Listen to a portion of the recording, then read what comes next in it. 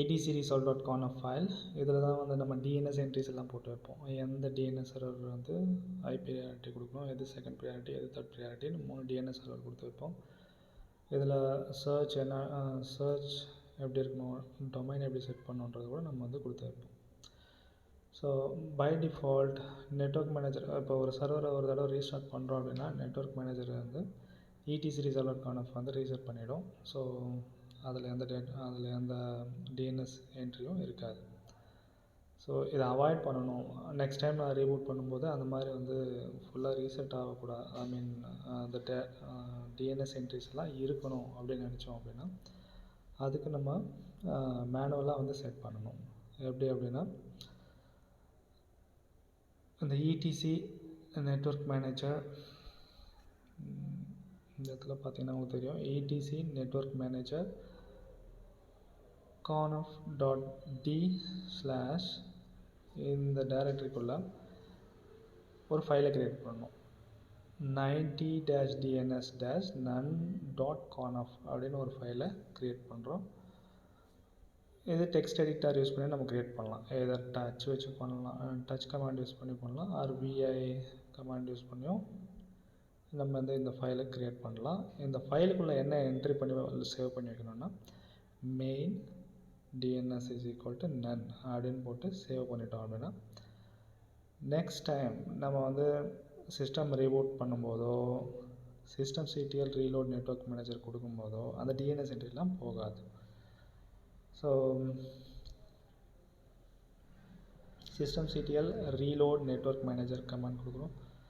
அதுக்கப்புறம் நம்ம display check பண்ணுறோம் etcresult.conf cat etcresult.conf ஃபைல். இப்போது அந்த என்ட்ரிஸ்லாம் இருக்குது அப்படின்னா நம்ம ஆட் பண்ண இந்த நன் ஃபைல் வந்து ஒர்க் ஆகுதுன்னு அர்த்தம்.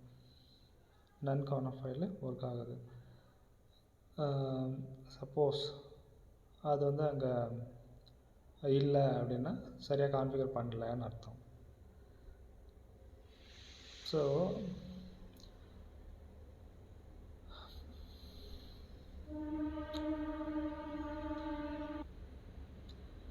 இந்த நெட்வொர்க் மேனேஜர் --print-config இந்த கமாண்ட் யூஸ் பண்ணோன்னா இப்போ இதை வந்து சொல்லிடுது DNS = none அப்படின்னா ஓகே, இது வந்து கான்ஃபிகரேஷன் சக்ஸஸ்.